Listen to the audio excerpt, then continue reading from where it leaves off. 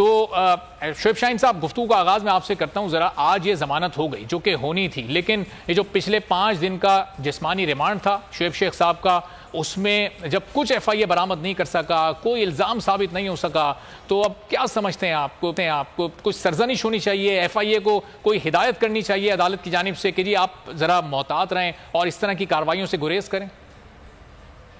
देखिए, मैं समझता हूँ कि पहले दिन से ही जो उनकी बदनीयती थी वो सामने आ रही थी। 2018 की एक इंक्वायरी जो कि क्लोज्ड इंक्वायरी थी, उसका रेफरेंस लेके आज 2023 में आकर पहले अगवा किया और उसके बाद पर्चा काट दिया गया, तो उनकी बदनीयती तो सामने थी। अदालत को तो पहले दिन ही इस पे एक्शन लेना चाहिए था। बहरहाल आमतौर पर अदालतें लीनियंट व्यू लेती हैं, जिसकी वजह से मैं समझता हूँ कि ये लोग ज़्यादा ताकतवर हो जाते हैं और अपने अथॉरिटी का मिसयूज़ करते हैं। FIA स्पेशली इन दिनों में, जब ये पिछले 1 साल से जिस तरह के वो इक़दामात कर रहे हैं, जिस तरह का उनका तर्ज अमल है, जिस तरह वो एक्शन ले रहे हैं, वो सिर्फ और सिर्फ ज़ातियात पसंद नापसंद की बुनियाद पर लेते हैं। वो कोई लीगल और इशू हो तो उस पर फिर अदालत को ये अख्तियार होता है कि वो मुल्ज़िम को जिस पे इल्ज़ाम है, चाहे तो वो फौरी तौर पर बरी कर दें, चाहे तो वो इनके खिलाफ एक लिहाज से ऑब्जर्वेशन भी पास करें। लेकिन कोर्ट्स ने भी, चूँकि इस तरह के मामलात में आमतौर पर मजिस्ट्रेट्स जो हैं हमारे जुडिशल मजिस्ट्रेट, वो लीनियंट व्यू लेते हुए इन्वेस्टिगेटिंग अथॉरिटीज़ को एक मार्जिन देते हैं ताकि वो अपनी तफ्तीश लेकर आएँ और वो क्या रिकवरी की या क्या हासिल किया वो आकर के बता सकें। तो जब वो सारा कुछ लेकर आए तो उनके सामने कुछ भी नहीं था, केस में है ही कुछ नहीं, तो नेचुरली फिर जमानत का केस बनता है और कोर्ट ने जमानत दी। ठीक है, लेकिन अब ज़ाहिर है शुएब शाहीन साहब, ये जो 5 रोज़ जिस्मानी रिमांड लिया गया, जब कुछ बरामद ही नहीं करना था और कुछ किया भी नहीं जा सका, कोई सबूत भी नहीं था, तो फिर अब इन 5 रोज़ का हिसाब कौन देगा? देखिए, यही बात है ना, ये ह्यूमन राइट्स वायलेशन की बदतरीन किस्म है।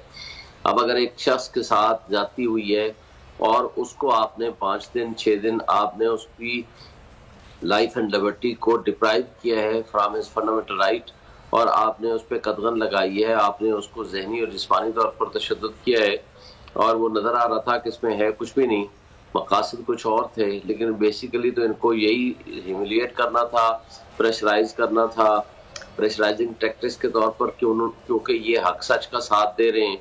इमरान खान साहब को कि जो सच है उसके साथ देते हैं, और ये उनको PDM और उनकी फाशिस्ट हुकूमत और उनके रियासती इदारों को ये बात हजम नहीं होती, और उन्होंने कई दफ़ा बोल को बंद करने की कोशिश भी की, जिसको सब्सिक्वेंटली अदालतों ने बहाल किया। आपके मैक्सिमम एंकर पर्सन के ऊपर तशद्दुद हुआ, उनको अगवा किया और उनके खिलाफ पर्चे दर्ज किए, और जब वो कुछ हासिल ना कर सके तो फिर उनको बहरहाल शुएब की गिरफ्तारी करनी पड़ी, और उसके नतीजे में जो आज आर्डर आया। तो मखदूम शहाबुद्दीन, इस पर आप भी कमेंट कर दीजिएगा कि अब ये 5 रोज तक जिस्मानी रिमांड शुएब साहब का लिया गया, गैर कानूनी तरीके से उन्हें ऐसे गिरफ्तार किया गया था जैसे किसी को अगवा किया जाता है, और आखिर में निकला कुछ भी नहीं है। यानी हमारे मुल्क में एक ऐसा कानून है कि किसी के खिलाफ भी अपनी मर्जी की FIR काट दी जाए, उसको उठाकर जिस्मानी रिमांड के नाम पर अजियत और तशद्दुद दी जाए, और बाद में जब जमानत हो जाए तो कोई शर्मिंदगी भी ना हो फिर किसी को। ये वही बात है, देखें कि मिट्टी की मोहब्बत में हम आशुफ्ता सरों ने वो कर्ज उतारे हैं जो वाजिब भी नहीं थे। शुएब शेख को किस चीज की सजा दी गई है, ये पूरी की पूरी पाकिस्तानी कौम जानती है। एक चीज और एक गुनाह की पादाश में निशाना बनाया जा रहा है, और वो गुनाह है हकीकी सहाफत, आवाम की आवाज जो है उसे सबके सामने रखना। और ये आप देख लें कि किस तरह से बुरे तरीके से ये एक्सपोज हुए हैं। हक और सच की जो फतह है ना, वो होनी होती है। आप इस तरह के बोगस मुकदमात बना लें, आप पुराने केसेस को वापस रीसर्फेस करवा लें, गड़े मुर्दे उखाड़ने की जितनी मर्जी कोशिशें कर लें, अल्लाह अल हक है और जो इंसाफ है वो होता।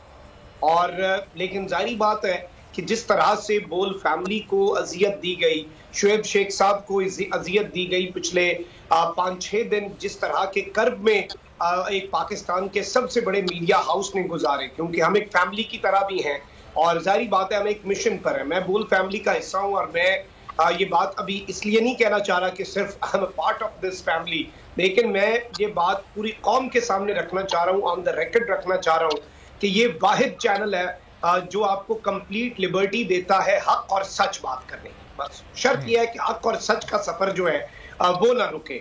और यही वजह है कि बोल को विक्टिमाइज किया जा रहा है। बोल के ऊपर कितना प्रेशर था, बोल पिछले 1 साल से प्रेशर बर्दाश्त कर रहा था, और इन्होंने देखा कि जब किसी भी किस्म का जो खौफ है वो इनके आंखों में नजर नहीं आ रहा, अभी भी नहीं है और ना होगा इंशाल्लाह। ना ही ये हक और सच का सफर तो नहीं रुकने वाला, ये थमने वाला तो नहीं है। आप जितना मर्जी डरा लें, आपने पिछले कुछ दिनों में कोशिशें कर ली, आपने पिछले कुछ दिनों के अंदर शुएब शेख को तोड़ने की कोशिश की, वो नहीं टूटा, वो हिम्मत का पहाड़ बन के डटा रहा, और इसी तरह से बोल फैमिली भी डटी रहेगी। तो ये हरबे जो हैं ये इससे पहले भी नाकाम हुए हैं, बल्कि मैं ये समझता हूं कि इस तरह की चीजें मजीद आपका जो रिजॉल्व है ना एक ट्रू जर्नलिज्म का, कि आपने पाकिस्तान के अंदर जो हकीकी सहाफत है वो करनी है, पाकिस्तान की आवाम की आवाज बनना है, 22 करोड़ आवाम की बात करनी है, वो हमारा रिजॉल्व मजीद मजबूत होता है, कमजोर नहीं होता, ये मैं बताना चाहता हूँ। सही। और को चेयरमैन बोल शुएब शेख के खिलाफ मनगढ़ंत, झूठा और बेबुनियाद केस। हुकूमत इंतकामी कार्रवाइयों पर उतर आई। रिश्वत देने के झूठे इल्जाम के पीछे असल हकायक वो ले आया अवाम के सामने। सिंध हाई कोर्ट की जानिब से 10 मार्च को एग्जैक्ट केस में बरियत का फैसला भी दे दिया गया, जो रिश्वत के इस इल्जाम को झूठा और बेबुनियाद साबित करने के लिए काफी है। सवाल ये उठता है, न रिश्वत लेने वाला न देने वाला मौजूद, तो फिर ये मुकदमा क्या है? गुज़िश्ता 5 सालों में ना तो कोई गवाह पेश हुआ और ना ही कोई सबूत सामने आया, जबकि कोई इंक्वायरी अमल में नहीं लाई गई। जब मुल्जिमान से कोई तहकीकात नहीं की गई, कुछ साबित नहीं हुआ, तो फिर ये मुकदमा क्या है?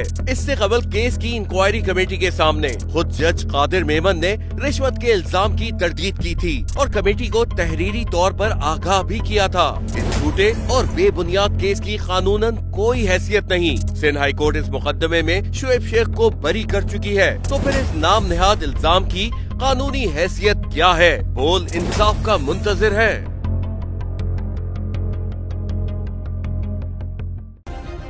सब्सक्राइब करें और बेल दबाएं ताकि कोई खबर रह न जाए।